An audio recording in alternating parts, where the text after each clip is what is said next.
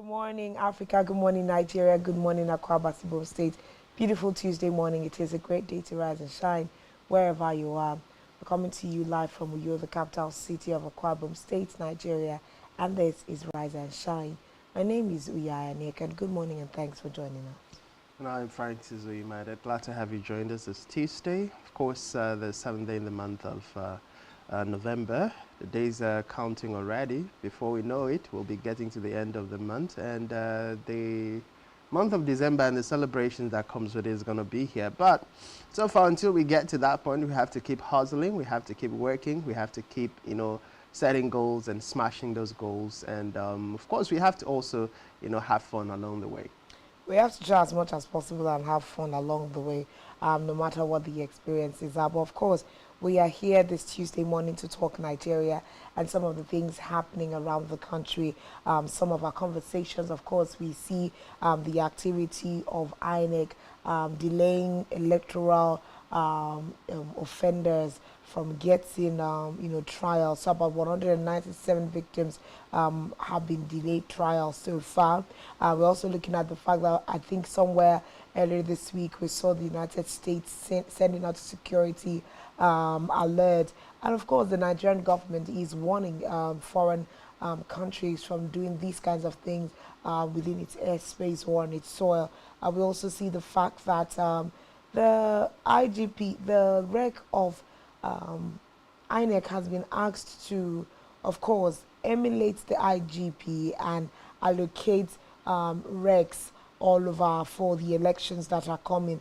Of course, we also see just yesterday that the presidential candidate of the Labour Party did give his 2 cents on the verdict of the Supreme Court with regards to the tribunals on the presidential election. Of course, the presidency has come out to give their rebuttal. We also see that military police have vowed to toughen up their actions against ballot box snatchers during the upcoming 11 November elections.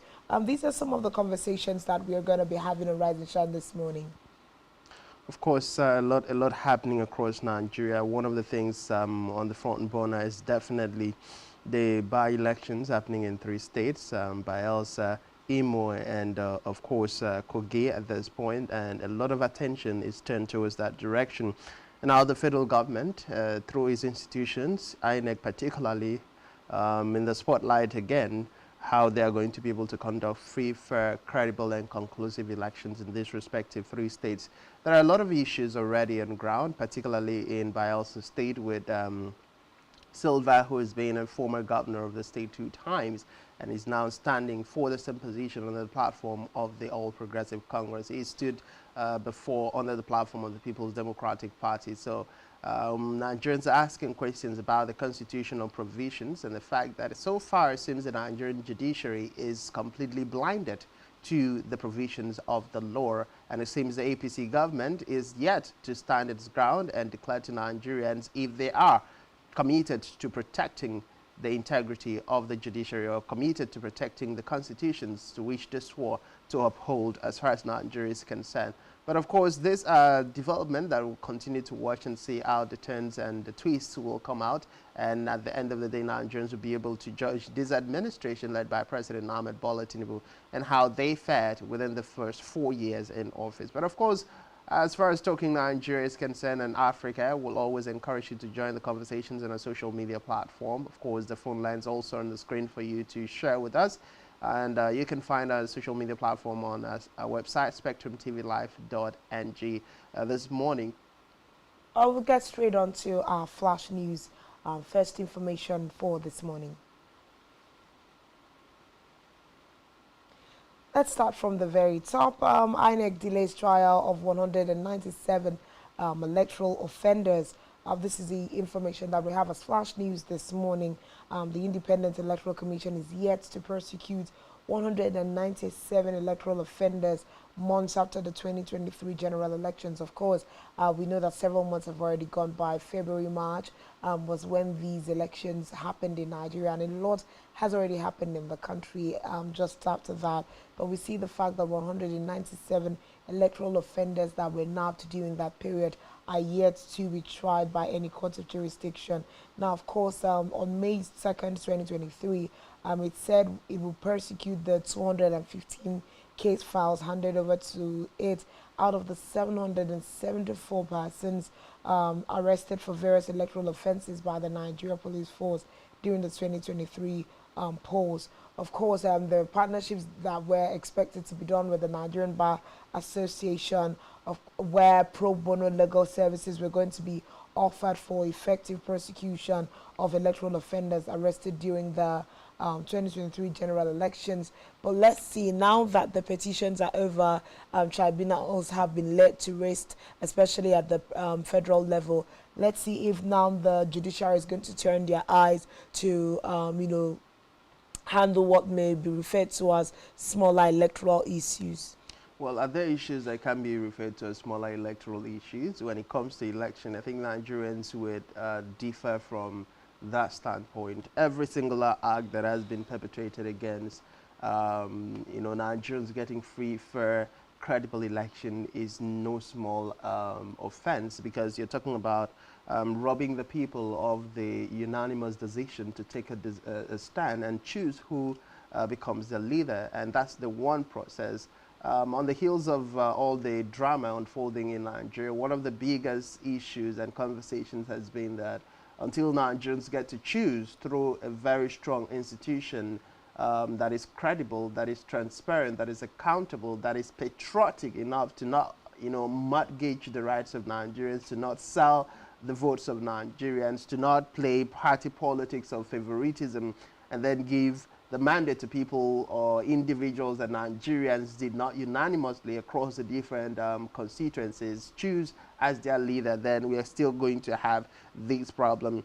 Electoral offenses have been one of the issues of grave concern to Nigerians, and many civil society organizations have been watching out to see how INEC and the relevant government agencies are going to move forward in the prosecution. Remember, shortly after the elections, we had the NBA, the Nigerian Bar Association, we had lawyers, coming out to offer their services free of charge to help INEC to prosecute the different electoral offenders across. But we also saw the, should we call it, the strength that was put forward by civil society organizations towards ensuring that everybody who has been found wanting to have interfered in the election is brought to justice. Of course, you're also looking at the fact that international organizations and foreign bodies have said they were going to place visa restrictions and bans on people who perpetrated one criminal activity or the other at the just concluded elections. But that has been just the advisory so far.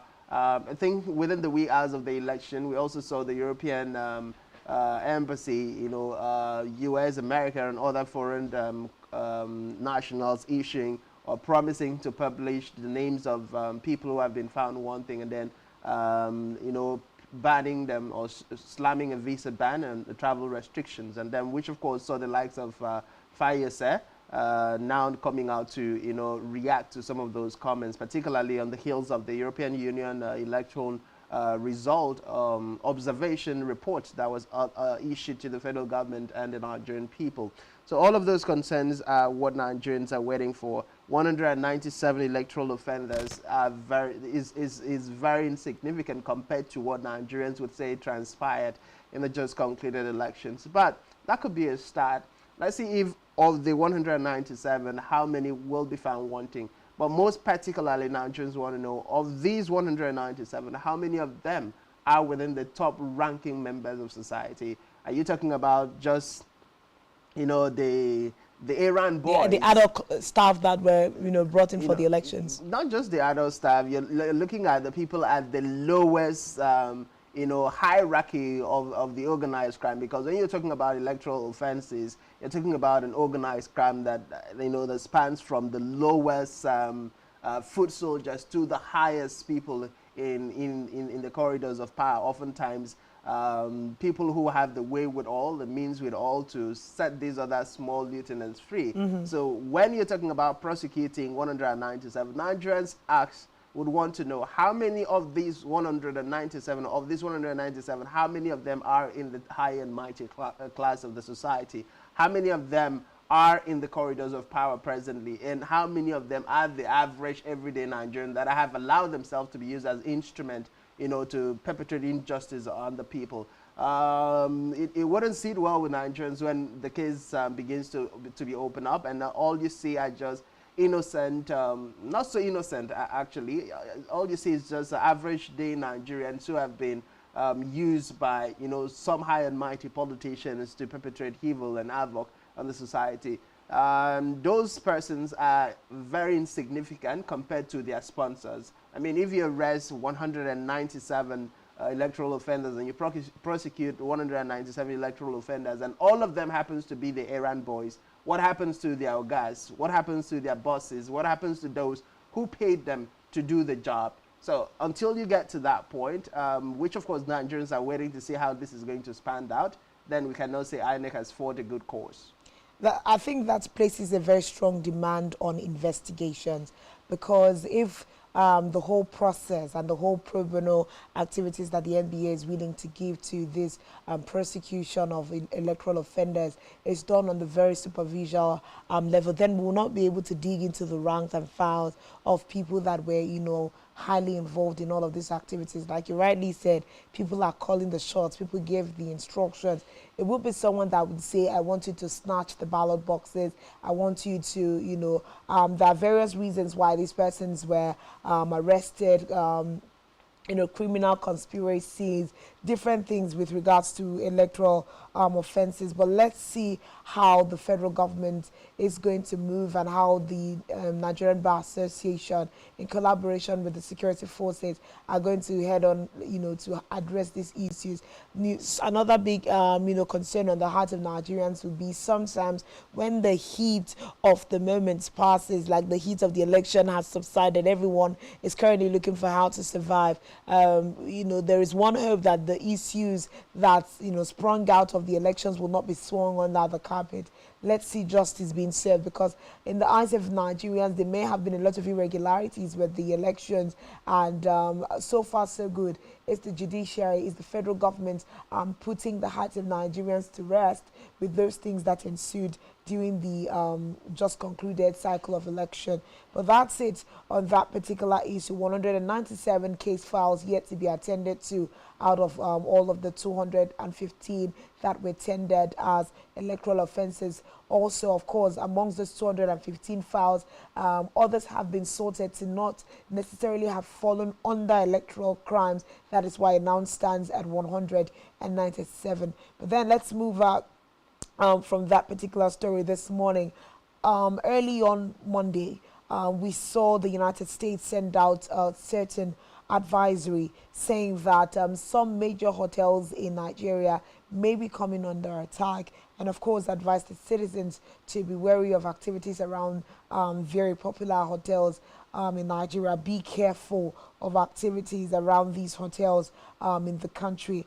But of course, we see the Minister of Information and National Orientation, Mohammed Malaji, cautioning the U.S. mission in Nigeria and other foreign nations, of course, in the country against needless security advisories. Of course, this was released yesterday to bounce back on the activity of the United States missions in Nigeria. Of course, truth be told, these kinds of advisories do have very far-reaching implications to the general polity as well as the country's economy at this time.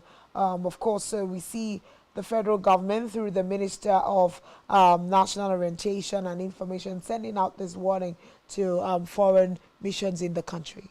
Well, the U.S. have always been very proactive in giving out security information to their nationals, just to ensure that they do not fall into traps in the red zones, and it doesn't create a more crazy situation for the U.S. to handle. And when you talk about security advisories, literally, let's be realistic with ourselves in Nigeria. There is literally no time that the U.S. issues an advisory that something doesn't happen or something is about to happen. Take a mind back to, I think, just before the breaking into Kuje Correctional Facility. Recall then the U.S. had issued a security advisory calling on their nationals to be very careful in how they move around in key commercial cities in Nigeria, Abuja, Lagos, and other, highbrow areas in the country, of course, particularly traveling to the north. And shortly after that advisory happened, we saw terrorists break into the Kuje Correctional Facility, operated for hours and left without any traces, without any security presence, without any counterattack from the men and women of the armed forces of Nigeria. So when you look at, all of this, the U.S. doesn't just wake up, to issue advisories. They must have done due diligence to understand what is happening. These advisories are issued as a result of intelligence information that they have gathered. And it's basically, first and foremost, to protect their citizens, and then to put the Nigerian government at the higher alert. Let's look at what is happening in Nigeria. How many times have we had people being kidnapped in their hostels? How many times have we had students being kidnapped from school hostels, school environment, that we have security? And then, of course, today the kidnappers go and kidnapped 10, 12 students, and the security agency will tell us we are going to beef up security. Look back again 1 month after that, the same school, the same environment. And then you have armed criminals going into that same environment that the security agencies have vowed they were going to give security alert 24/7. And then they still kidnap another group of students. Then you ask the question, where is the essence, or what was the essence of the Nigerian security forces telling Nigerians, okay, we have beefed up security? And let's not forget, in a hurry, the federal government under President Ahmed Bola Tinubu instituted the school security program. How far has that gone? How much is that, yielding? What is the impact of that security program that we were told they were going to deploy security operatives across, different schools in the country, particularly within the regions that we have high security risks? How far has that gone? We've not heard, the least of that or the last of that federal government program that was meant to protect Nigerians, particularly those in the school environment. So the federal government will always come out to say these advisories are dangerous, they are not in the interest of Nigeria. But then, how many countries of the world does the U.S. issue security advisories to its nationals? It happens regularly in Nigeria, more than it happens in other African countries. Why is it so? So rather than attack the U.S. for issuing security advisories, Nigerians would expect, what is the federal government of Ahmed Bola Tinubu doing to put an end to the insecurity, which of course is the background for all of these security advisories? Well, of course, on November 3rd, the U.S. mission alerted its citizens in the country of an elevated threat to major hotels in Nigeria's larger cities, and urged its nationals to consider this information when arranging lodging or visiting major hotels in Nigeria. It's just more like, major cities, let us be, be careful when we are having these activities. But I know that resting on the oars of, some of the things you've talked about is also very necessary. How often do we try to sweep under the carpet these advisories? Why don't we, the information given by the Minister of Information and Orientation is good, more like to stabilize the minds of people in the country. But we do hope it doesn't stop there. There needs to be certain probes done into that particular advisory sent out by the U.S. mission in Nigeria. And also, as expected, I think one thing the Nigerian government will be asking foreign missions in Nigeria is, if you even have these kinds of alerts and these kinds of intels, why don't you first communicate with the federal government through the requisite agencies and let them first of all be aware that you have these kind of intels and this is the move you are willing to make. So, when you read it contextually this way, it looks like every time the U.S. mission or any other foreign mission for that matter come up on an intel, it looks like the line of communication with the federal government is breached and they just go ahead to send out advisories to their citizens. That in all of good sense will be very wrong. A line of communication should be established between these foreign missions and the federal federal government in this kinds of scenario. If there are intels and if there are concerns, the federal government should first be alerted. Now it takes the conversation to a different plane, where these foreign missions have highlighted the federal government or the Ministry of Orientation and Information, for instance, and they say, we do not want you to send us this advisory so that people are not scared. Then, foreign missions will now have to think, what other means do they have to send out these advisories? Can they send out personalized emails to their citizens in the country, of which every foreign embassy in the country has an intel of all of its citizens available on Nigerian soil, and that could be possible. So best means, whatever possible means it will be, to make sure that the polity in the country is not heat up. And I think one of the things also that the federal government is frowning at is the fact that President Bola Ahmed Tinubu is working on he's working hardly to try and stabilize the economy of Nigeria, which would also include bringing in foreign investors, who are some of the people who patronize these high-end hotels the most, into the country to do business. The Ministry of Information is saying sending out these kinds of advisory can just heat up the economic upturn that the president is trying to work at. Well, it's laughable for the average Nigerian, for the minister to say that banditry, for instance, has been curtailed by the different activities of the different operations and theaters in the country, especially in the highbrow areas. When you look at, in as much as Nigerians cannot overlook the successes so far recorded and the different raids that have been made by the men and women of the Nigerian Armed Forces, can we say for a fact that insecurity or banditry has been curtailed or terrorism has been curtailed? I mean, just last week, corps members traveling from Akwa Ibom again were abducted. We're talking about the first batch that were abducted, yet to be released. Now another batch have been abducted. We're talking about the different corps members across different states that have been abducted by members of the insurgents, whether Boko Haram, whether bandits or ISWAP, or whatever name you want to brand them with. None of those are still in custody. Of the multiple numbers that have been kidnapped, we've heard reports within the course of last week about 3 of them being released through the efforts of the Nigerian Armed Forces. But is that enough? And when you're also looking at security and safety, and you're talking about bringing that side by side with the move of President Ahmed Bola Tinubu to bring about,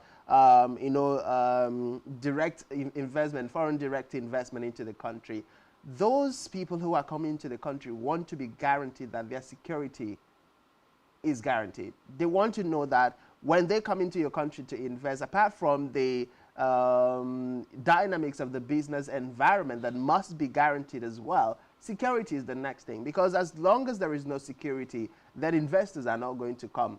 Remember, during the first few days of President Ahmed Bola Tinubu, after he made his inaugural speech on May 29, where fuel subsidy was removed, and he highlighted security as one of the key areas he intends to focus on to bring about economic viability and development or advancement through foreign direct investment into the country.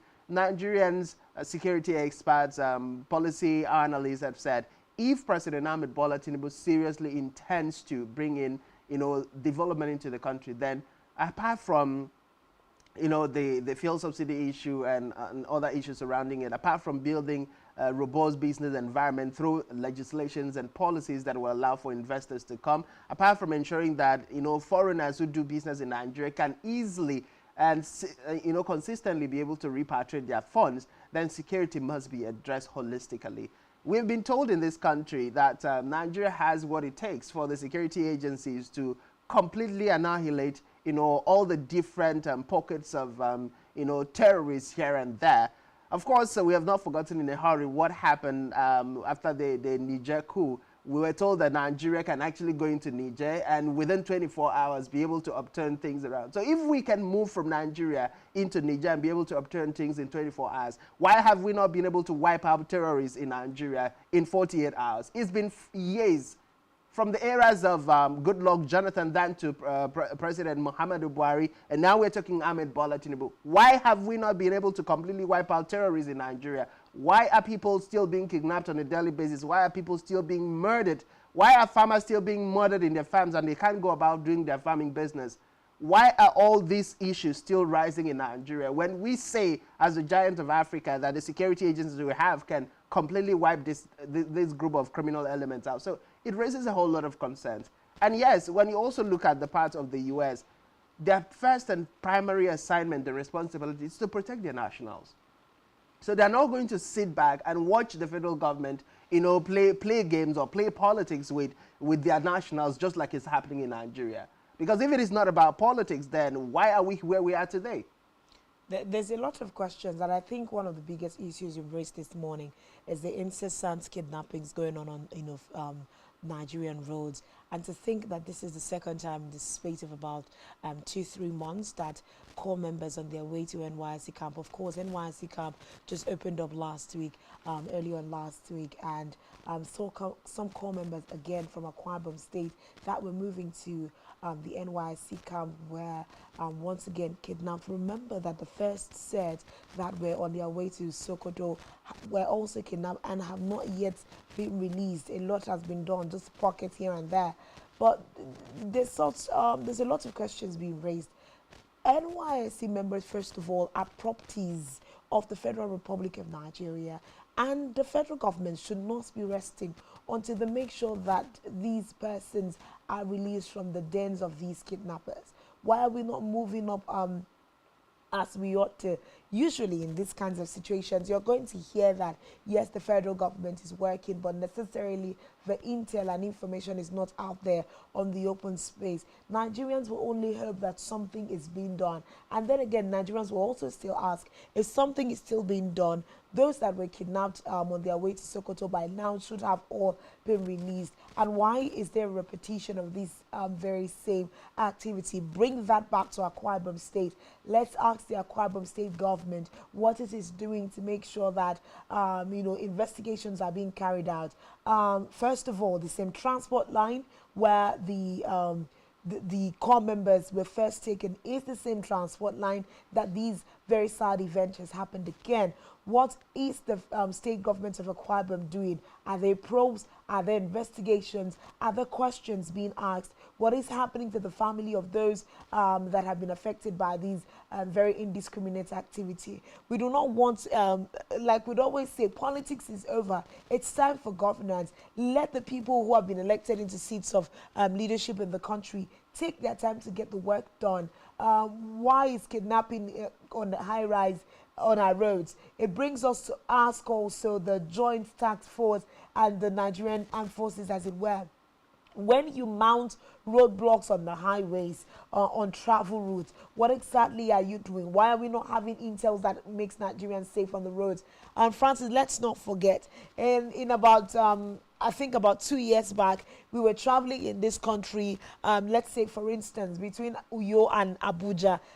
Transportation was between 6,500 and 9,000 naira on the roads. People are paying upwards of 30,000 naira to traverse the roads, amounts that were once used in this country to travel by air, and everything has skyrocketed. Once people put in all they can to attempt to move from one place within the country to the other, and yet they are afraid because their lives are not safe. What is happening? What does the National Youth Service Corps have to say about this? What is the federal government doing? What is Akwa Ibom State government doing? We really need to go beyond hush-hush moves, and let's hear the federal government and Akwa Ibom State government coming out to say, we know that there are concerns with regards to this particular issue. We are working. You know how usually sometimes we say we've had enough of press statements and all of that. At this point, even a press statement will solicit so that we know that the attention of the federal government and the state governments have been gotten with this particular issue. Or else we get back to all of those strong conversations by some Nigerians that what is the need of the NYC scheme. But that's where we'll just let these particular stories to rest as we move up to our major stories for this morning.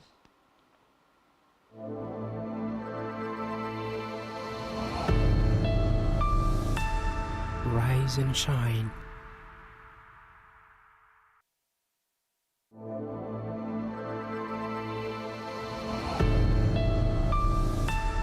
Rise and shine.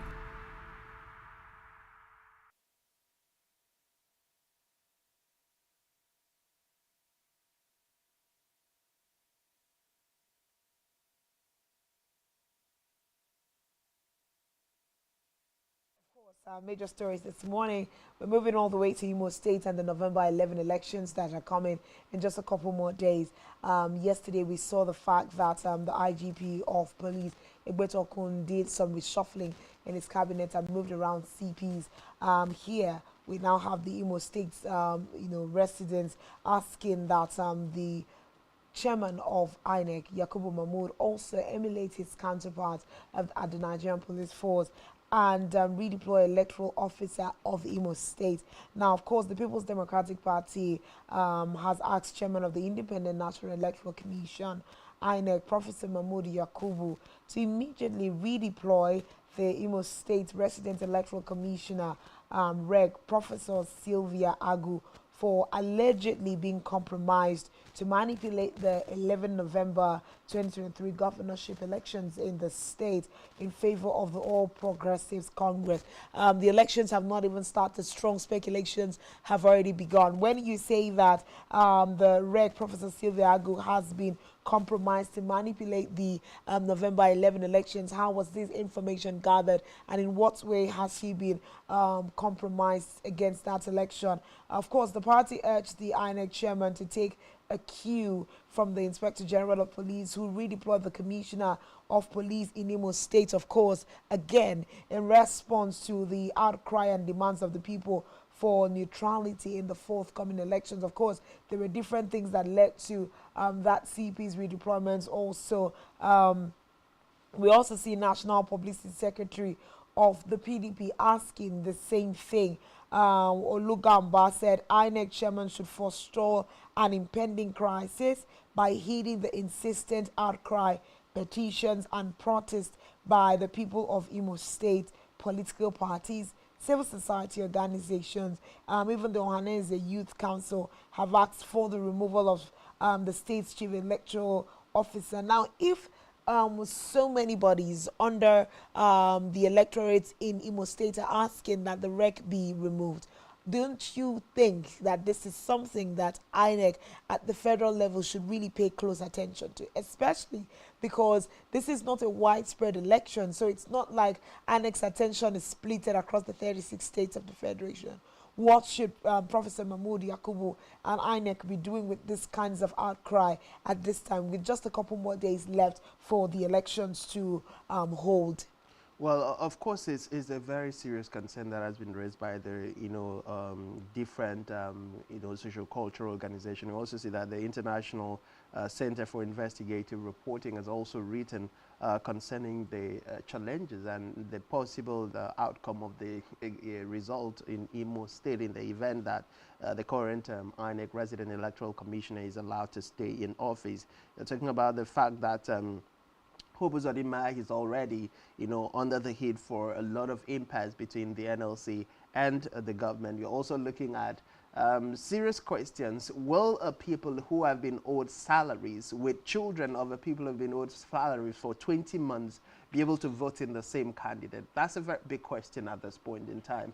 And if the people were to be allowed to choose who they want to govern them, will Hope Uzodinma still be the people's most preferred candidate of the different candidates who are vying for the election? That's a big question that needs to be answered as well. We know that as far as the election is concerned, we have the likes of Atan Achano, challenging Hope Uzodinma. We also have the likes of Samuel Anyanwu, also challenging Hope Uzodinma. All of those different political candidates vying for elections are all asking the people of Imo State to vote for them.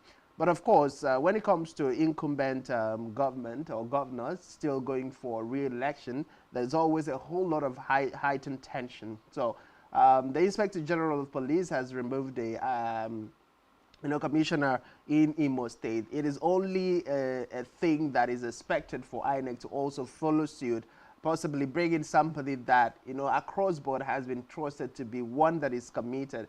Maybe at this point, it could be easy for Nigerians to ask for the lady who made it possible in Abia State to be probably redeployed to Imo State. Let's get to see at the end of the day who is going to show forth as the people's most preferred candidate or as the people's choice by the time November 11 is over and done with. The votes are counted in and the result comes in collated, and then INEC gets to make the announcement. So it's a whole lot of pressure on the electoral system. Don't forget, it's a litmus test for INEC, and however this turns out will further go to either make Nigerians hate the electoral umpire or repose confidence on the electoral umpire, because it is through this process that the Imo State people are going to have who is going to lead them. And when you're talking about the poor treatment of workers in the state, I mean, you ask, are politicians in Imo State getting their monthly allowances, their monthly salaries? Yes, they are. So why are we not having Imo State civil servants getting their payment as at when due, that they are owed to that month? I mean, 20 months a year, that is something that about 2 years you should not be thinking of at this point in time. About 2 years. How are the people surviving? And you're expecting them to come to work, and the mitigating factors of the economy at this time. You should even ask that the National Assembly calls in Hope Uzodinma, calls in the former governor of the state also, because I mean, has it been Hope Uzodinma the longest time? Whoever has been sitting as governor in that state for the last 20 months should be called in by the National Assembly and squarely probed. When the federal government sends out allocations to state governments every month, what are these allocations budgeted to do for the state government? It is just wickedness on the part of some state governors.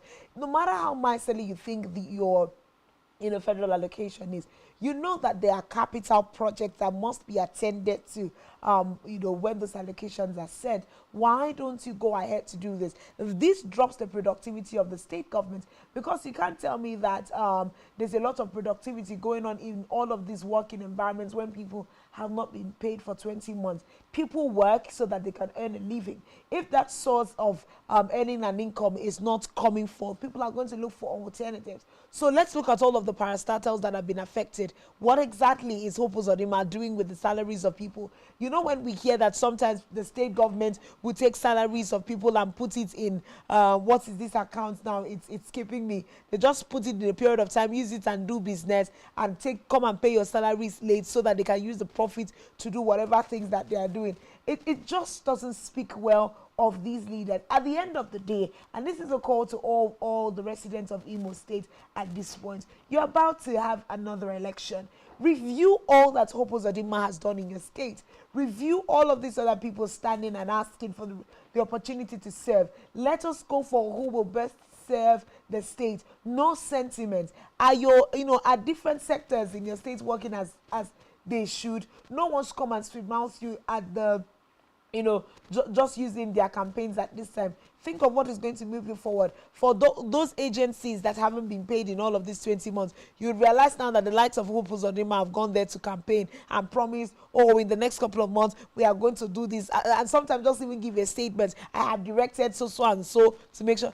It has not happened in 20 months. It cannot be a promise that they make during campaign. These are the things that, Nigerians should take really, really seriously at this time. But let's move up to Peter Obi. There's just a lot of concerns when you're looking at it. I think you're beginning to think like politicians. Maybe all Nigerians understand already by the body languages. I mean, it literally seems like people do things intentionally in politics to use it to campaign for the next vote. And the Nigerian people will always fall victim. He didn't do it in 4 years. 4 good years, and he didn't do it. And he's coming back to give you another vain promise that he's going to do it, and you think this second tenure that he's going to be able to do it. I mean, but of course, it's in the hands of the Imo people whether or not who they choose to vote for on November 11 is their choice. But whatever choices you make as the people of Imo State, Bayelsa State, Kogi State, you are going to live with that choice. Absolutely. Primarily, first and foremost, before any other person outside of your state will get to experience it. So it's over to you to use your brains and to use your senses and to know that your priority, your welfare, your security should be a priority. And when you're choosing, you should be able to choose of the different political candidates across the different political parties who are seeking for your vote, the one person who you are sure will be able to prioritize welfare. Even the Bible has spoken against, withholding a worker's salary. And if an individual is on the seat of power and is able to do that, and then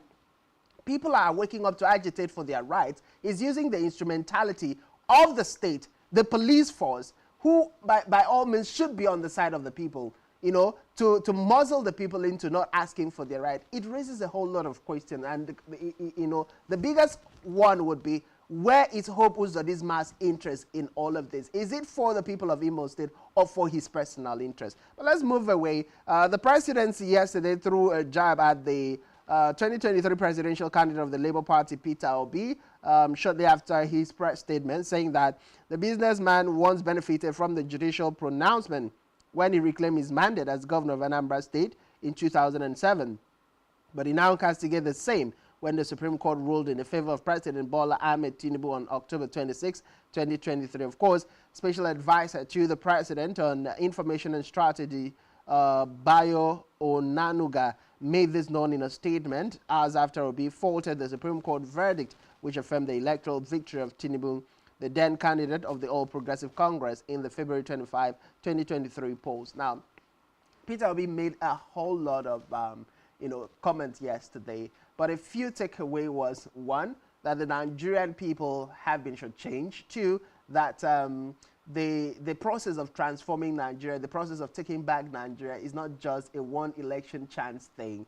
Then, of course, it also stated the fact that by this Supreme Court verdict, the Labour Party is now positioned to be a very strong opposition force to the present administration of Ahmed Bola Tinubu. I think we'll just give voice to Peter Obi and then return to complete this conversation. Theft and forgery has been brought to light in course of this election matter. These are hefty allegations that should not have been treated with levity. More appealing, the Supreme Court's judgment willfully condoned breaches of the Constitution relative to established qualifications and parameters for candidates in presidential elections. With this counter judgment, the Supreme Court has transferred a heavy moral burden on the courtroom to our national conscience. Our young democracy is ultimately the main victim and casualty of the courtroom drama. Without equivocation, this judgment amounts to a breach of confidence of Nigerians have in our judiciary. To that extent, it is a show of unreasonable force against the very Nigerian people from whom the power of the Constitution derives. The Supreme Court ruling may represent the state of the law in 2023, but not present demand for substantive justice. The judgment meets principles and precedent. Indeed, the rationale and premise of the Supreme Court judgment has been clearly brought to light by deep, prevailing, and troubling validatory remarks of Honorable Justice Musa Joe Mohammed, JSC, on Friday, 27, 2023. In disagreeing very strongly with the ruling of both the Presidential Petition Court and the Supreme Court on the outcome of the 25th February presidential election, as declared by the Independent Electoral Commission. As Democrats who believe in the rule of law, we recognize that the Supreme Court is the end stage of our quest for legal closure on this matter. As a party and candidate, Daddy and I have now exhausted all legal and constitutional remedies available to us. However, this end is only another beginning of our quest for vindication of hope to common man for a better Nigeria. After all, sovereignty belongs to the people, if only for historical purposes. It behoves us to place our disagreement with and deep reservation about this judgment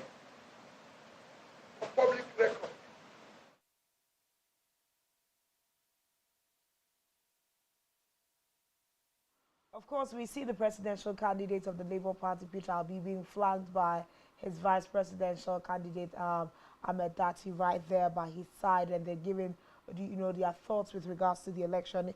Peter Obi has promised to, continue to speak forthrightly on issues happening in the country.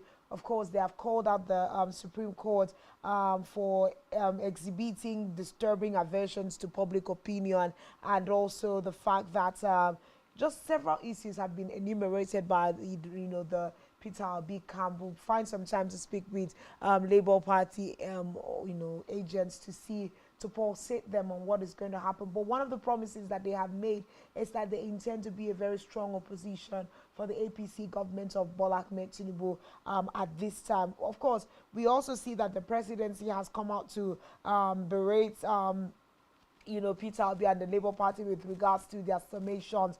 One of the things that they said, of course, the presidency told Peter Obi that no court gives any judgments based on public opinions. Yes, that is right, to a very, very large extent. Everybody knows the Constitution is where verdict starts and stops. But let's see how all of this turns out in the forthcoming election. As it is, the likes of Peter Obi and Atiku Abubakar have been asked to lay their cards down and support the government of Bola Ahmed Tinubu to succeed. Let's meet again in 2029 and see what the conversation will be. But we'll move up now to Daily Spotlight and bring you information from the front pages of our national dailies.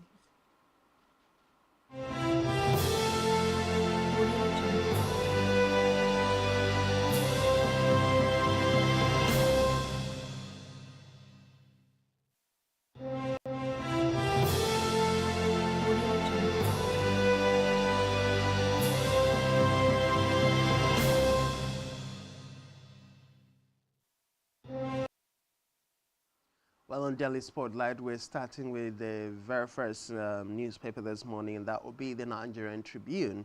On the front page of the Nigerian Tribune, the very first major story we have there is on the global polls. We have 40,000 police personnel for Kogi. We also see IGP reads riot act to perpetrators of violence, visits Bayelsa. We are 90% prepared. INEC. Of course, you also see redeploy Imo Reg. PDP urges. The story is on page 16 of the Nigerian Tribune. Next major story this morning, Obi carpets Supreme Court, INEC over 2023 election, presidency, APC kicks. The story is on page 15. Still on the front page of the Nigerian Tribune, court finds NYSC 5 million naira, confirms Mba's NYSC certificate authentic. Stories on page 2. U.S. travel advisories causing needless panic. Nigeria safe. Federal government. Is Nigeria really safe? That's a question the federal government needs to answer. Appeal court reserved judgment in Kanu Guba election has another story there on the front page of the Nigerian Tribune. Page 2 has that story. Ports and harbors bill will promote casualization maritime workers. Page 6 has a story. Release or producer Mayfield November 8, court orders EFCC. Still on page 2. 2 killed as fire guards Canadian embassy in Abuja. And you say the U.S. people should not be issuing advisories. Well, those are the major stories you find on the front page of the Nigerian Tribune this morning. Move to Daily Times. Well, that's your question. It should be answered by the Minister for Information and Orientation. When you think that people are joking around the country. Well, let's see what the Daily Times says. Like Atiku will be shred Supreme Court judgment. Presidency mocks him. Apex Court treated perjury, ID theft with levity. He claims democracy the victim. Judgments made Nigerians lose faith in judiciary. Hints at running again in 2027. And that should be expected, we believe. Tinubu government spending money recklessly while ordinary Nigerians suffer coalition. Queries allocation of 1.5 billion naira to unconstitutional office of the First Lady. To think that the president actually did come in, giving the first vibe and the body language like he intended to cut cost of governance and cut down. But some of the things we have heard in recent days, Francis, is appalling. How are you moving to renovate the residence of the president in Lagos State that has been abandoned for over 30 years, and you want to sink in 4 billion naira to do that? What happened to Aso Rock? You want him to have two bases, one in Abuja and one in Lagos for any time he visits. Then the Vice President Kashim Shettima also is going to be having a vice presidential lodge made for him in Lagos State. First question: does Kashim Shettima come from Lagos State? Why will he be having a vice presidential lodge in Lagos State? Why are they moving again to spend money and waste the money of Nigerians while Nigerians are suffering? We hope that we have people that can, ask questions and get to solutions in this country. Maybe they will move Aso Villa back to Lagos State or down to Lagos State. What's Maybe all this? The FCT will be relocated to Lagos State. What's the move? It doesn't make sense. That facility was last used by Ibrahim Babangida over 30 years ago. Now you're moving to sink in 4 billion naira to renovate that. What did you keep in Lagos that you can't stay? If you wanted to keep staying in Lagos, you might as well have stayed there and not come all the way to the FCT and try to topple up the finances that we are looking to help Nigerians out of trouble in this country. Well, let's move on. Still looking at the front page of the Daily Times. Delta contractors face fresh hurdle in contract payment. Stop painting Tinubu, Matawali black. Northern professionals caution governor. We also see here as EFCC fails to produce a Emefiele judge, gives 8th November as deadline. There's a picture story there, of course, of flood ravaging some parts of Lagos State. Right there, we also see here FCTA hands Apo Dutse's quarters 7 days to quit. Page 5 is where you'll find details of that story. That's everything we have on the front page of Daily Times. Well, our next up this morning is Vanguard. On the front page of Vanguard, the kicker there says presidential poll. Presidency APC attack Obi overstands on Supreme Court verdict. We also see as the rider in Nigeria's democracy, victim of Apex Court's judgment, Obi laments court ignored evidence of forgery, rigging, and says this is just the beginning of struggle. State's opposition to bad policies starts now. Find better jobs, stop attacking judiciary. Presidency tells Obi, adds no court gives judgment based on public opinion. APC falls Obi's haughty sense of entitlement. That story is on page 5 of the Vanguard newspaper. We also see judge restates order for unconditional release of ex-CBN governor Emefiele. This is another question. This is another serious concern. This is another test for President Ahmed Bola Tinubu, and he stands on upholding the Constitution of the Federal Republic of Nigeria. We also see NNPCL working with NEITI, orders to reconcile 2021 report. That's on page 8 of the Vanguard newspaper. Of course, suspended Adamawa Reg Hudu on the run, INEC. This is laughable in Nigeria. That story is on page 9 of the Vanguard newspaper. Of course, still on the front page of the Vanguard, a very sorry story this morning. We see Nollywood actor Mr. Ibu's leg amputated. Very sad one. That story is on page 6 of the Vanguard newspaper. And the last, U.S. advisory can create panic, affect economy, federal government. That story is on page 8. Those are the major stories on the front page of the Vanguard this morning. Moving on from the Vanguard newspaper, let's take a look at our very next, and that will be Daily Trust. Daily Trust: Israel kills 10,022 Palestinians in 4 weeks. One child killed every 10 minutes. Gaza becoming graveyard for children, says United Nations Secretary General. 8 countries cut ties with Israel over Gaza genocide. This is becoming a problem that has escalated. Terrorists killed many in Katsina, Borno. We also have here Supreme Court verdict, revolution postponed, says Obi. Start preparing for 2027 presidency. Condolences as Sheikh Yusuf Ali buried in Kano. Bayelsa governorship cracks widen in PDP. APC as heavyweights shun rallies. That's all that we have on the front page of the Daily Trust. Well, our next up is the front page of the Nation, and we have presidency tackles Obi over attacks on Supreme Court. Ex-Anambra governor should find another vacation.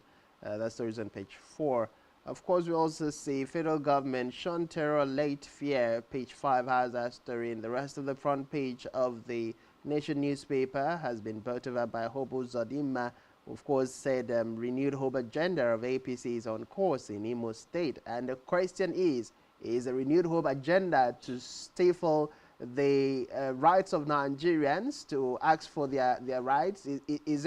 Is it about owing salaries for 20 months? Is it about suppressing the rights of workers? What exactly is the renewed hope bringing to Imo State? Well, those are the major stories you find on the front page of the Nation this morning. Okay, let's look at the very last paper. Punch will be the very last paper that we look at this morning. Big story, of course. Military police vow tough actions for ballot box snatchers. Ballot box snatching should be like one of the least problems. We need to look at all that strong issues surrounding the off-season polls. So let all the energy of the security forces not only be on ballot box snatching. What happens to the safety of the electorates, people who will be coming out to lay their votes? How ready are the security forces to make sure that this happens in peace? We also see security chiefs warn hoodlums. 67,000 policemen have been deployed for Kogi Bayelsa governorship elections. IG orders tight security at collation centers. Federal government vows transparency. Saraki demands fairness. U.S. security advisory, needless, discourages investors. Let's see what else we have here. Of course, we've dealt with the fact that INEC has delayed trial of 197 electoral offenders. 4.3 trillion naira lost to oil theft in 5 years, says federal government. Soldiers ensure force patrol Kogi Bayelsa flashpoints. Court rejects Akeredolu lawmakers' suit against Ayedatiwa. Lagos slashes BRT fares by 25% after passengers' outcry. I like the amount of proactiveness happening in Lagos State for citizens. We also see here last on the Punch newspaper, 2 die in Canadian embassy fire. Tinubu mourns. A very sad story there, page 9. And that's all we have on the front page of the Punch newspaper this morning, and all that we can take on Daily Spotlight. Feel free to pick up any of these national dailies to find the details of these stories. At this point, we just lay that to rest and we move straight up to the news brief desk, where we have Mary Joseph on standby to bring us tidbits of global news. When we return, there's a lot more conversation we'll be having on Rise and Shine, so do stay with us.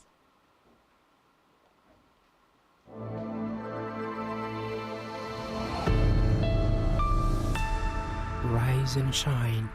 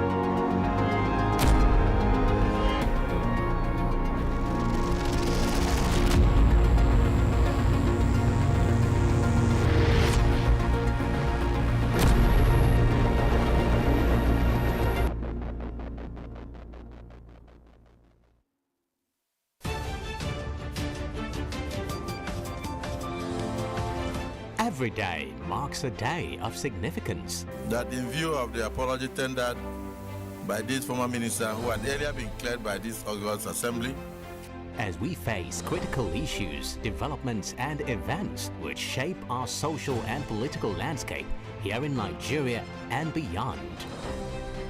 Political Spectrum is a program specially designed to help make sense of all the moving parts of developments and occurrences in our nation's polity and political economy. There is nothing wrong with Nigeria, but there's everything wrong The educational history of public figures holds significance beyond mere biographical details. From executive, legislative, and judicial developments at national and subnational levels to international diplomacy and relations. Join us for exclusive interviews with key political figures, expert opinions, analysts, thought-provoking conversations for and against, shedding light on the major issues that matter. We will always keep you updated on the most factual, smartest, and unbiased reportage. Stay tuned to Political Spectrum. Political Spectrum. All sides matter at the round table. Political Spectrum. Exclusive to Spectrum Television.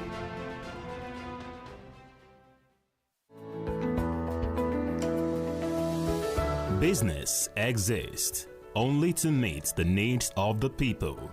But there's an extra advantage if your product and services are pitched on a platform that gives you the added advantage over your competitors. For your desired return on investment and so much more, advertise on Spectrum Television, on StarTime's DTH Channel 421 and on free-to-air with a frequency of 12733. Spectrum Television, broadening your horizon.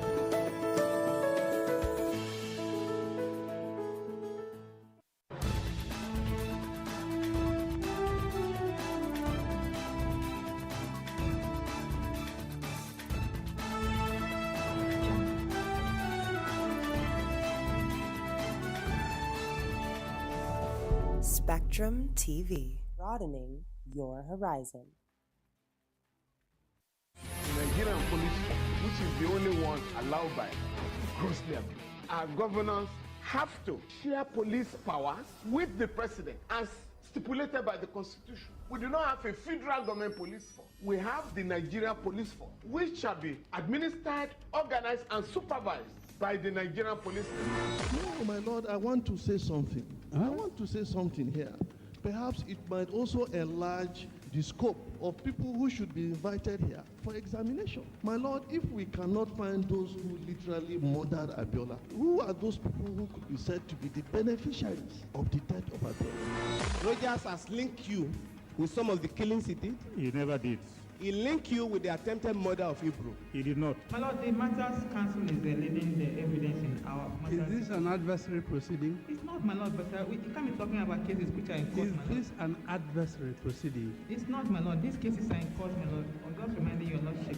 My lord, sorry, my lord, I think I'll be in cross-examination. Legally Speaking, a program that deals with legal issues and questions we face as citizens of this amazing country, Nigeria. Legally Speaking. Join us every Friday from 5 p.m. to 6 p.m. for Legally Speaking.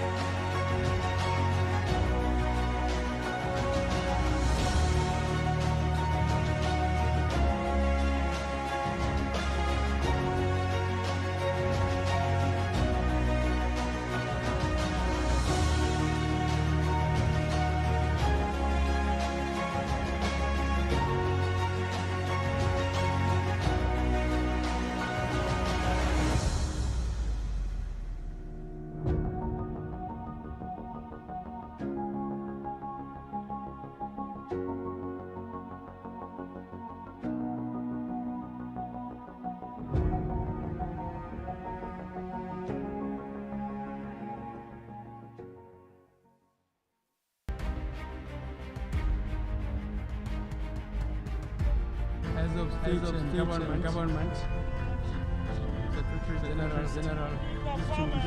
delegates. Voting for SpectrumTv to recover 45 seats in counting. As of state and government, Secretary General, delegates. Voting for SpectrumTv to recover 45 seats in counting.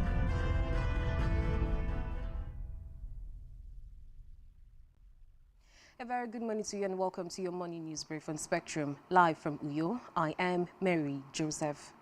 First in the news this morning, the candidate of the Labour Party LP in the 2023 presidential election, Peter Obi, yesterday said his dream for a new Nigeria has not ended with the October 26, 2023 verdict of the Supreme Court. Obi spoke at a press conference in Abuja about 2 weeks after the Apex Court affirmed the February 25, 2023 electoral victory of President Bola Tinubu of the All Progressives Congress APC.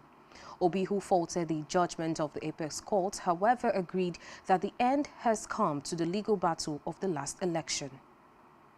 Meanwhile, the presidency on Monday threw a jib at the 2023 presidential candidate of the Labour Party LP, Peter Obi, saying that the businessman once benefited from judicial pronouncement when he reclaimed his mandate as governor of Anambra State in 2007, but he now castigates the same when the Supreme Court ruled in the favour of President Bola Tinubu on October 26, 2023. The special advisor to the President on Information and Strategy, Bayo Onanuga, made this known in a statement hours after Obi faulted the Supreme Court verdict, which affirmed the electoral victory of Tinubu, the then candidate of the All Progressives Congress APC, in the February 25, 2023 poll. In a separate development, the suspended Independent National Electoral Commission INEC Resident Electoral Commissioner REC in Adamawa State, Hudi Yenusa Ari, has failed to show up at the State High Court in Yola, where he was to be arraigned yesterday. Justice Benjamin Maji of the State High Court in Yola has thus ordered INEC to produce him in court during its next sitting on November 23, 2023. According to the Prosecution Counsel to INEC, Justice Rotimi Jacobs, the police made several attempts to serve him the hearing notice by visiting his home. The defendant's surety also could not be traced. We head straight now to the foreign scene, where former U.S. President Donald Trump clashed repeatedly with a judge while testifying in New York at a civil case fraud trial that threatens his property empire. An expatriated judge, Arthur L. Grogan, told Trump that the hearing in Manhattan was not a political rally. And finally, for this morning in sports, Mauricio Pochettino made a winning return to Tottenham with Chelsea as his former club were reduced to 9 men on a night of chaos and controversy. The Argentine's comeback was reduced to a minor subplot by an epic game, which brought 5 goals, a further 5 which were disallowed, 2 red cards and a slew of VAR decisions in one of the Premier League's most frantic ever encounters. We'll have details of this and many more in our news at 12. I am Mary Joseph. Let's head back to Rise and Shine, where we have Francis and Oyai on standby to have a wonderful morning.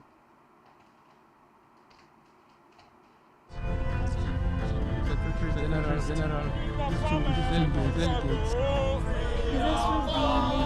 Voting for SpectrumTv to recover 45 seats in counting.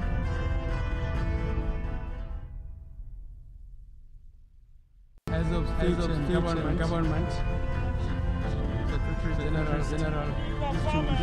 delegates. Voting for SpectrumTv to recover 45 seats in counting.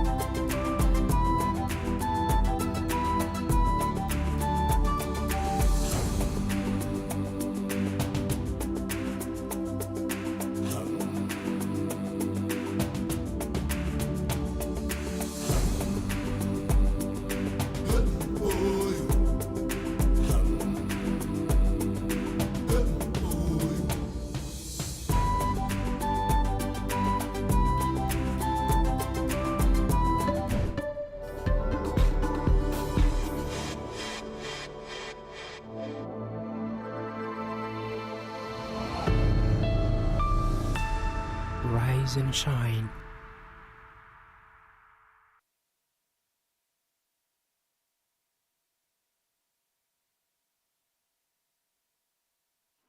Of course, if you just joined us, this is Rise and Shine, and we're coming to you live from Uyo, the very beautiful city of Akwa Ibom State. On Talking Nigeria this morning, we've taken you through a plethora of stories. Of course, we started with the fact that INEC is yet to prosecute over 197 electoral offenders and different questions raised by Nigerians concerning the delay. It's been months since the elections, were conducted in Nigeria, and different people arrested over one electoral offense or the other.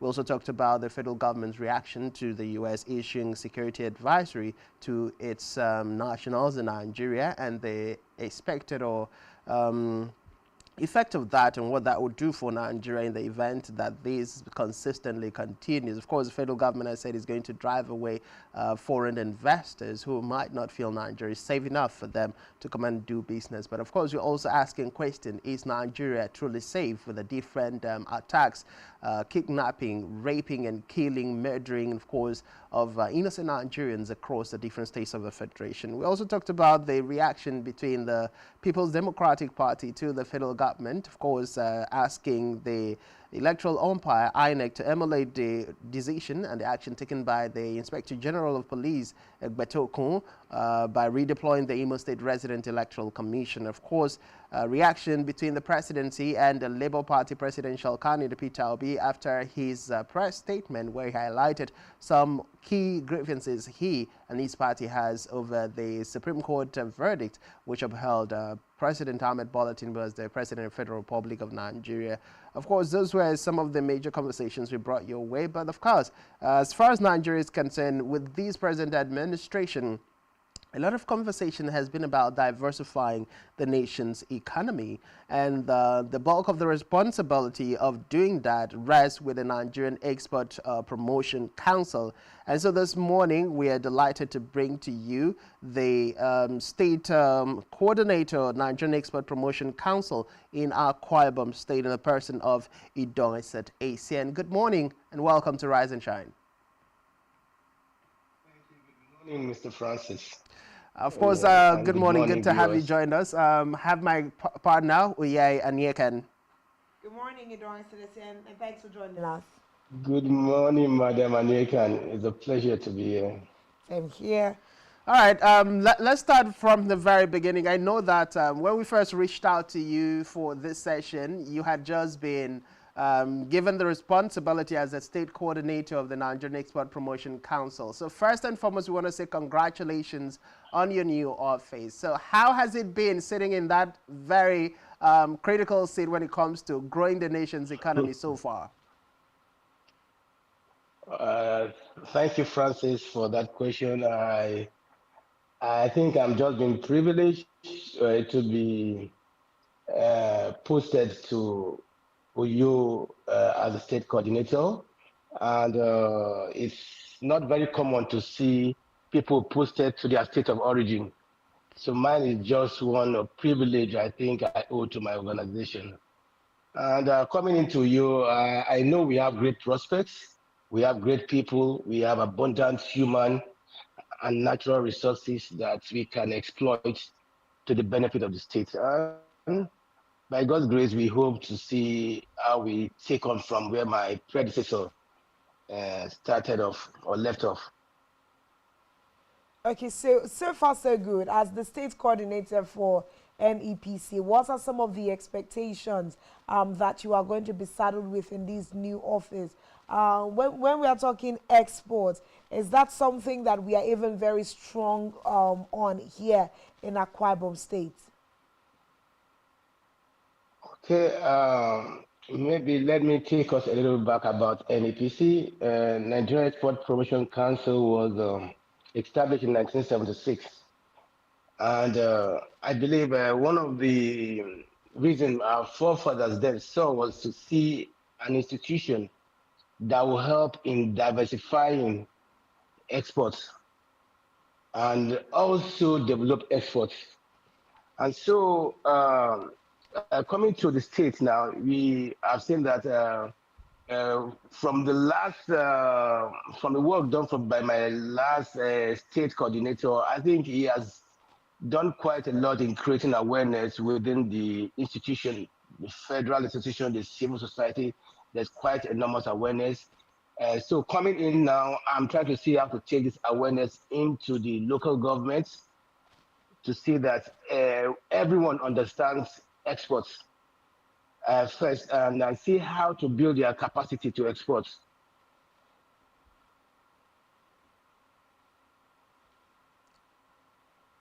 Okay, we don't know if we just I lost don't- Idoasid. Are you still there? I'm here, yeah, I'm there. Okay, okay. So we're talking about building our capacity to be able to export. And we know that generally Nigeria has been primed to be a more importation dependent economy. We import literally everything. Just recently, the Central Bank of Nigeria lifted a ban on 48 items that were banned from importation, of which most of these items are manufacturable in Nigeria.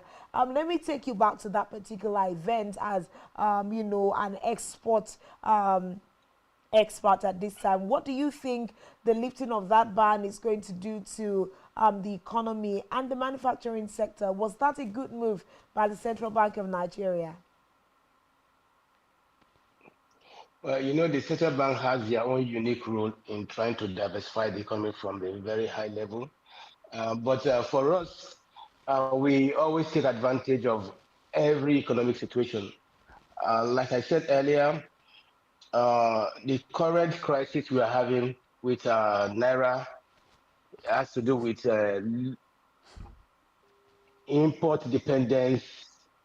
That's high volume of importation and very low level of exports.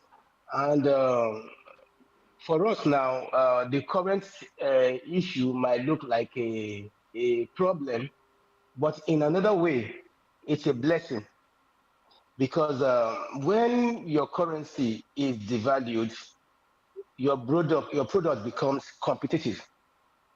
So it makes one it abuses the import dependence of the people because things imported becomes more expensive.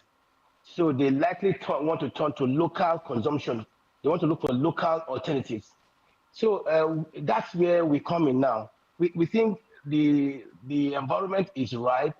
Our own appeal is to see how to coordinate the different government agencies and also get the buy-in of the civil society and the public to understand that this is a time to consume Nigeria and this is a time to export the excess we have within the country. But you're saying that, you know, once this devaluation happens, that we are at an advantage because people will start trying to depend on locally produced goods. But we see that in Nigeria, even locally produced items are gone in almost at the same price that imported ones are. I mean, the prices are not fair on any end currently in this country. Well, I don't think that would be totally completely true because when it comes to, if you look at when your currency wasn't devalued, most important items are exchanged, but the cost of exchange will be on the exchange rate, the prevailing exchange rate at that particular moment. If you're going to import an item now and you're importing an item before today, the cost will be quite different. Completely different. When you import, if you let's say for instance you import at 613 naira per dollar, and you are now importing the same item at almost 1,000 naira per dollar, it definitely won't be the same. I think one of the things about devaluation is that it helps to build local manufacturers, local industry. That if the people themselves understand and begin to work on their production level, work on their try to make their processes efficient, then we can attain that particular level of self-sufficiency in quite a lot of items, and we can get most that issue of diversification can become now. Yes, where we are diversified to a level. We have over 100 products going to over 100 countries. But those quantity, what's the quantity? What is our share of those markets? What share of those markets are we taking? Or what is Nigeria's representation in those share in that market share? And that's where we come in now to see how we can increase our market share in the different products we've identified as priority products. All right, let's talk about Akwa Ibom State. We know that as far as Nigeria is concerned, literally every state has, products, services that are, capable of being exported outside the shores of Nigeria across the respective states of the Federation. So let's look into some of those things that can be exported from Akwa Ibom. Let's highlight them this morning as far as your agency is concerned. And then you also tell us, so far, has there been any attempt by successive administration to even invest into exportation of these produce or, agricultural produce in the Akwa Ibom State? Okay, thank you so much, Francis. Yeah, okay. Looking at Akwa Ibom State non-exportable products, I guess we have quite a number of them. But to be very frank, we have two priority products that have been identified by the states, and that we call the palm oil and the seafood.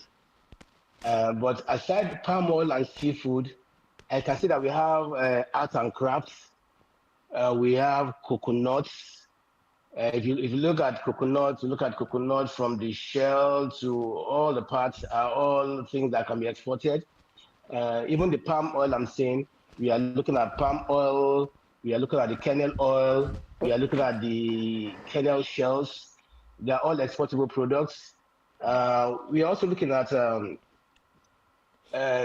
cocoa. We have a little of cocoa, not that much. We have a little of cocoa here. So we all want to see how we turn, instead of stopping at cocoa butter, we move into production of chocolates. And that we can sell even within African countries before we start thinking of Europe. We have raffia. I think we need to scale up our game in raffia to see that we develop raffia that will meet the taste of the medium and high income earners so that we can get more money inflow from there. We have spices in different forms. Spices, we have spices. We have plantain. We have banana. So we always advise that this plantain and banana should be processed so that they become probably banana flours. We have cassava, though we consume a lot of it, but when it comes to the production of ethanol, when it comes to production of starch, even gari, we can still export them, some to the African countries, some internationally. We have a little rubber. So I know today a lot of countries are looking for rubber pellets. For me, Akwa Ibom State craft so much, even a little of cashew too.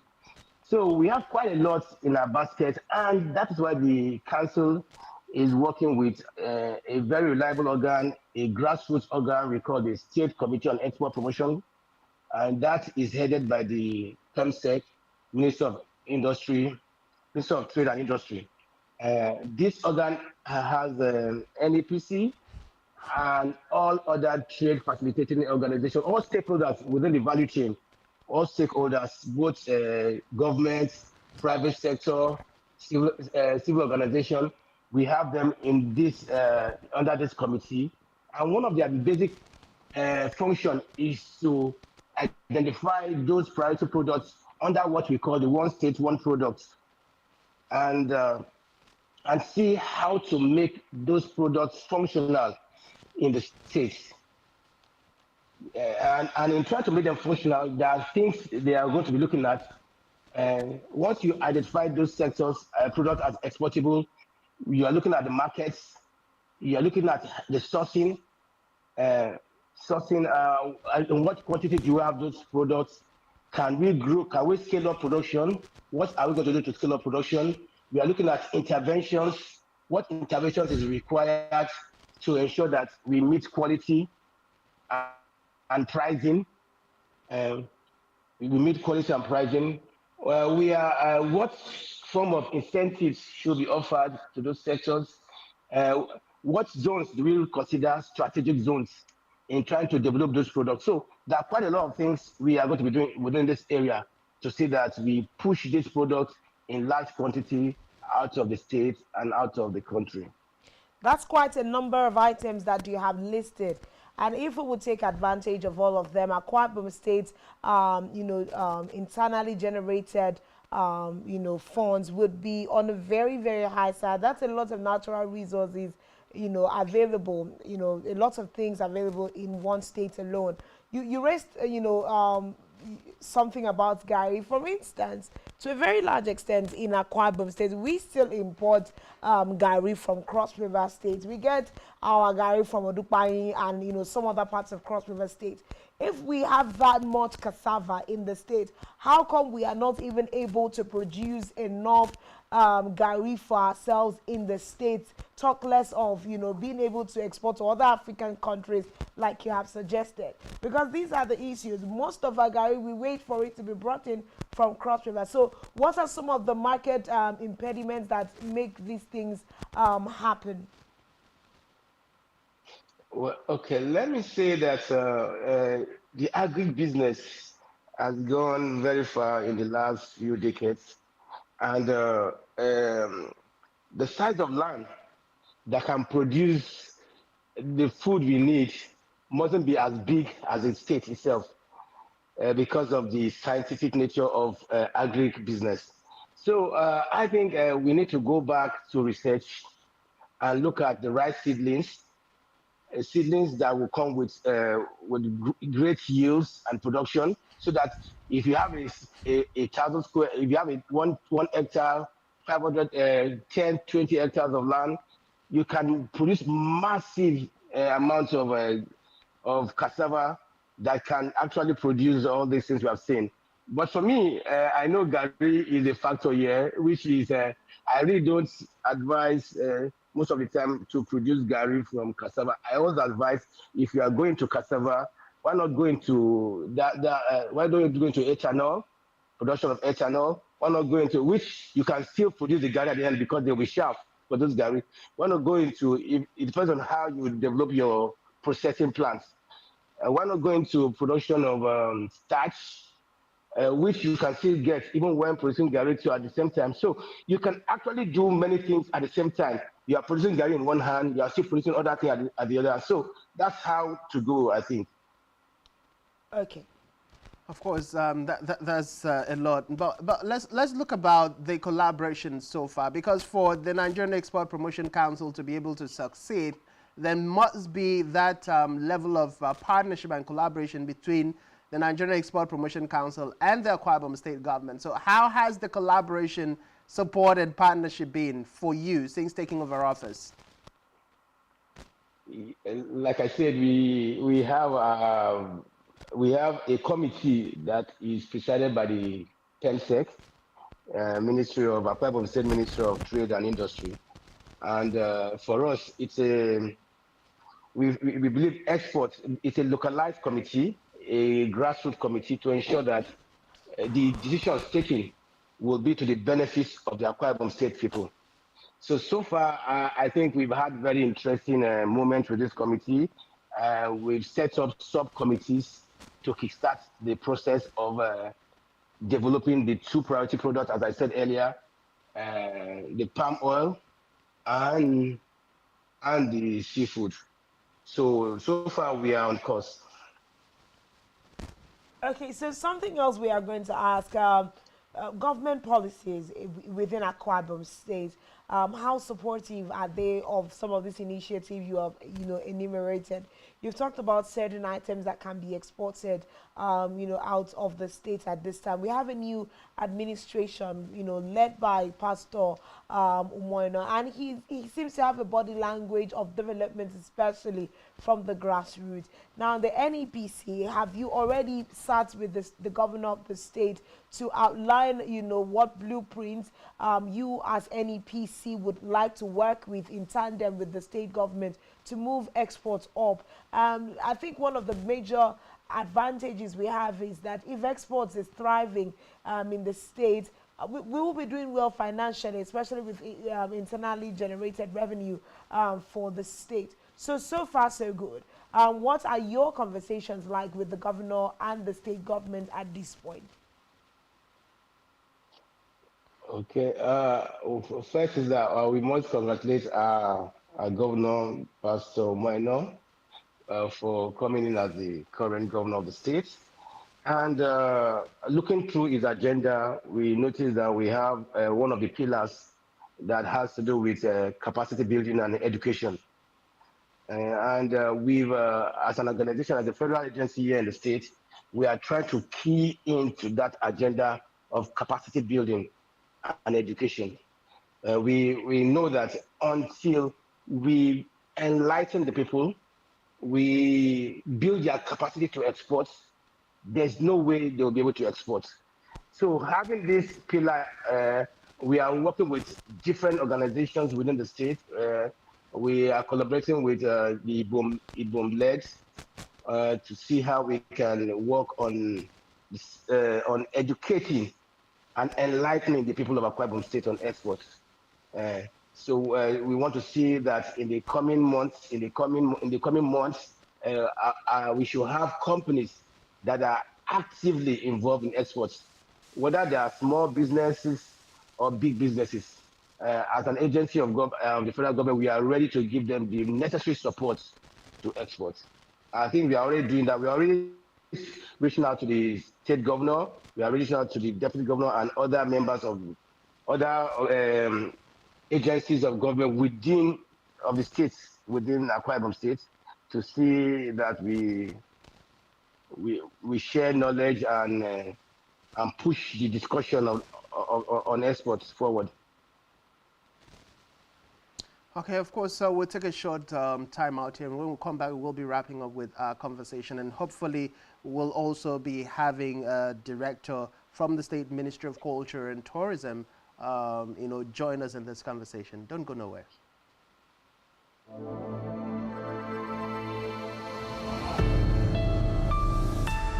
Rise and shine.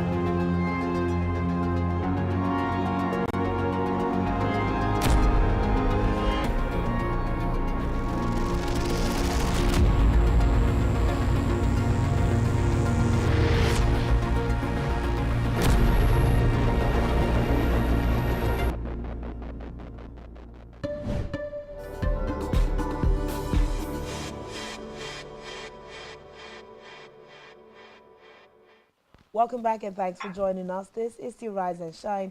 We're coming to you live from Uyo, the capital city of Akwa Ibom State, Nigeria. Of course, talking Nigeria, talking economy, talking politics this morning. It's been a great, great ride. Please do take advantage of the social media platforms, all of which you can find at spectrumtv.ng. Of course, just before we went on that quick breather, we are on our interview segment where we are speaking with the state's coordinator, Nigeria Export NEPC, of course, Akwa Ibom State chapter in the person of Idong Esit Asian. We've been speaking to him this morning. We also have joining us this morning our nephew Wilson Idiong, who is the Director of Commerce, Ministry of Trade and Investment at Akwa Ibom State. Good morning, our nephew Idiong. Good morning, thanks for joining us.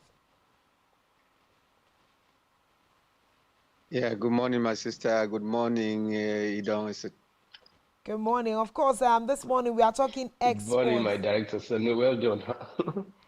This morning we are talking exports and Akwa Ibom State. We're looking at government policies. What action plans do the new administration have, and what are the expected economic impact that we hope to derive out of leveraging on exports in Nigeria? We've been speaking to Idonse this morning, but let me just come to Anefio Idiong this morning. As the Director of Commerce, Ministry of Trade and Investment in Akwa Ibom, what are some of the blueprints available in this new administration with regards to moving commerce and industry forward in the state? Yeah, the state government is making a lot of plans, on ground. So we are in the next few years, this state will be a hub for exports, and we are collaborating actively with the Nigerian Export Promotion Council. And the state government, has put in place what we call the State Committee on Export Promotion. A lot of stakeholders are gathered, and we are at the point of being inaugurated very soon. You hear it.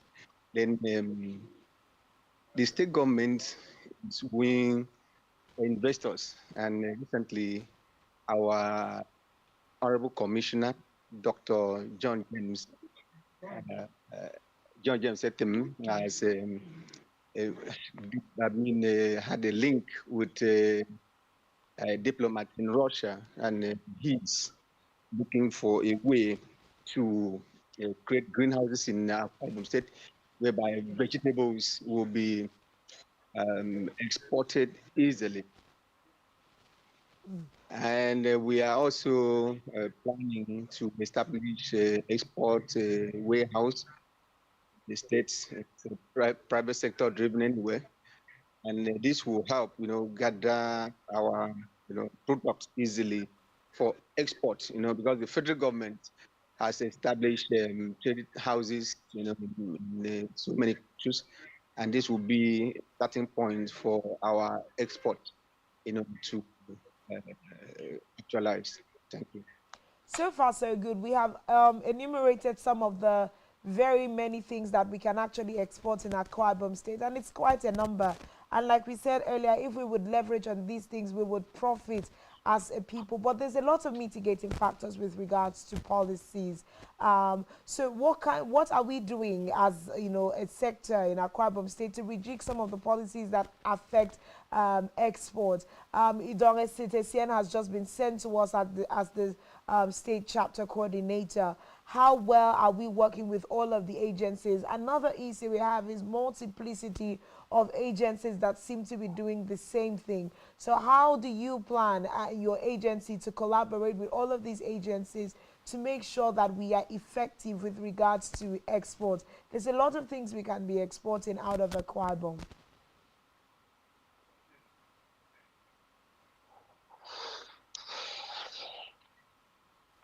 Okay, so I'm expecting Anefio to continue with the question. Yes, Anefio Gideon, please. I'm on to you. I think that question goes to Idonge.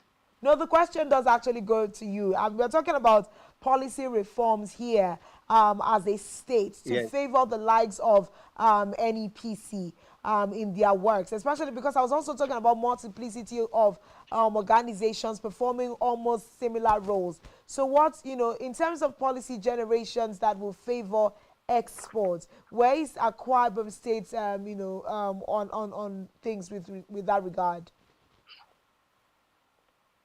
Well, when we talk about policy, and I want to actually go back to Rice agenda.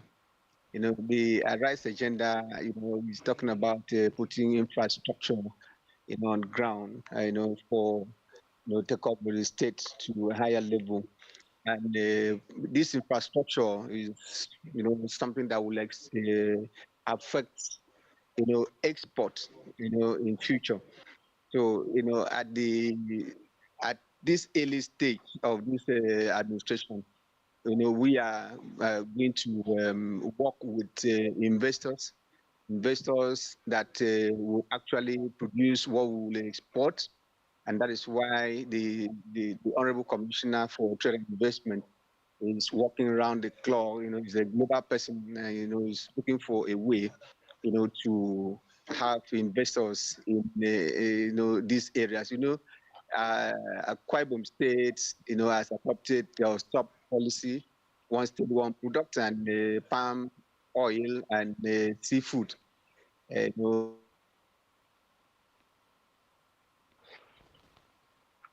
Okay. I don't know if we're still there. Okay, let's just see how we can wrap up our conversation this morning. Of course, we've been talking exports in Akwa Ibom State and leveraging on some of the really good resources that we have as a people. Idris Sedekian is still on the line with us this morning. So let's find out. Idris, as a person who is in charge of the state government's operations, in charge of NEPC now, what are your thoughts as you have come in? How do you hope to work with the Akwa Ibom people, especially leveraging on the grassroots? You need to go into different local governments of Akwa Ibom State to be able to harness some of these things. For instance, in the local government is a place where I have been. They have very large arable land for growing rice, but they have continued to say that the state government has not leveraged on these possibilities, and that spreads across the different 31 local governments of Akwa Ibom State. What are your intentions with inculcating all of the local government for us to generate more as a state to export? Okay, thank you, my sister. On resumption, I had my first sensitization workshop in Ekit. And there I dealt with different groups in Ekit, the Ekit SIMA, the MSMEs in Ekit, and I had to get in feedbacks from them on what the business terrain was like in Ekit and how we can work with them to ensure that we build their capacity to export. After my sensitization in Ekit, just last week, we had almost the same thing in Ikosekwenem.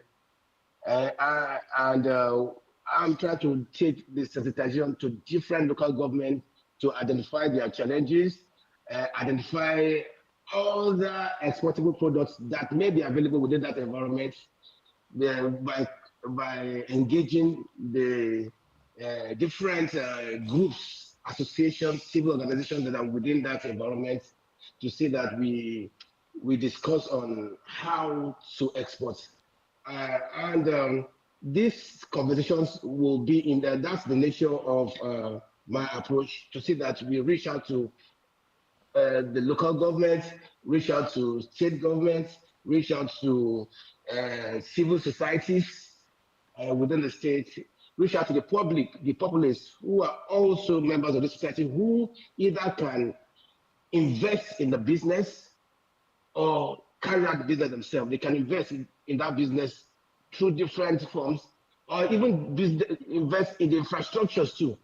Like the director said earlier, that the Nigerian Export Promotion Council is doing quite a lot to see that they bring in public-private participation into the export value chain, so that it's not going to be completely government-driven. Okay. And that we've done in several areas, which the director mentioned. One is that we have the domestic export warehouses, which is supposed to be in most states or all states. This is to help facilitate export from that state. Is to ensure that when the export to that state is initiated, they move straight. There's a processing warehouse where those products can be processed, moved into the truck, and taken straight to the port. So there's a lot more conversation. And aside the issue of the domestic export warehouse, we have the export trade houses. We have the export trade houses, which the NPC has established through public-private partnership too. We have one in Egypt. We have one in Kenya. We have one in Dubai coming soon. We have one in China. This is to ensure that Nigerian products are placed in a position to reach the world easily. Okay. We want to see that when they want to look for, when they are looking for Nigerian product, they don't have to look too far. That Nigerian product will be strategically located in each continent, in each region, where we know that our business interests as a country will be protected. Okay, so that's it. That's the much we can absolutely take this morning. There's a lot more would have loved to talk about, but two things we go home this morning. There's strides being taken up by the NEPC and even the Ministry of Commerce and Industry. But then again, I think one of the things we can say we have highlighted this morning is business avenues that people can take up and things that people can do as investment. Thank you, Anefio Wilson Idiong, Director of Commerce, Ministry of Trade and Investment, Akwa Ibom State, for coming on the show this morning. However short the time has been, you've been able to let us know where the eye of the state government is looking. Thank you also, Idong Estenesi, and State Coordinator, NEPC, Akwa Ibom State. That's the absolute much we can take this morning on the show. But we'll have time for this conversation again to map out progress in Akwa Ibom State with regards to commerce and exports. Thank you for coming on the show. Well, that's the much that we can take. Thank you. Thank you. We absolutely need to wrap this up this morning. My name is Uyaya Nek, and until we return to your screens tomorrow being Wednesday, stay good and enjoy the rest of our programs. Bye-bye.